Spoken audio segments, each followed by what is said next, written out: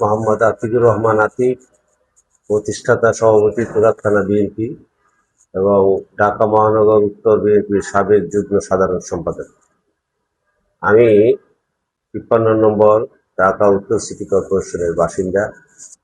আমি বিগত দিনে এই ৫৩, ৫৪, ৫২, ৫১ নিয়ে গঠিত হরিরামপুর ইউনিয়নের চেয়ারম্যান নির্বাচনে প্রতিদ্বন্দ্বিতা করে সেকেন্ড হয়েছিলাম। আমার বাপও এই হরিরামপুর ইউনিয়নের প্রতিষ্ঠাতা চেয়ারম্যান ছিলেন, আমার মাও চেয়ারম্যান নির্বাচন করেছেন। আমরা দীর্ঘদিন প্রায় ৭০ বছর যাবৎ এই এলাকায় বসবাস করতেছি। পূর্বপুরুষ থেকে বংশানুক্রমিকভাবে আমরা একটা রাজনৈতিক পরিবারের সদস্য। বিভিন্ন চড়াই উতরাই পার দিয়ে আজকে বিএনপি জনগণের দল, আমাদের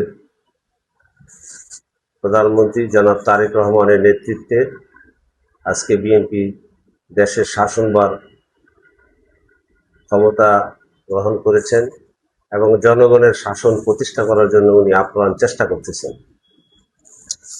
বিগত ১২ই ফেব্রুয়ারিতে আমাদের এই ১৮ আসনে যিনি দানের শীষের প্রতীক নিয়ে নির্বাচিত হয়েছেন জনাব এস.এম. জাহাঙ্গীর, উনি আমাদের এলাকা নিয়ে বিভিন্ন সময় জাতীয় সংসদে এলাকার বিভিন্ন সমস্যা ব্যাপকভাবে তুলে ধরেছেন, যা এলাকার মানুষের মনের মধ্যে স্পর্শ করেছে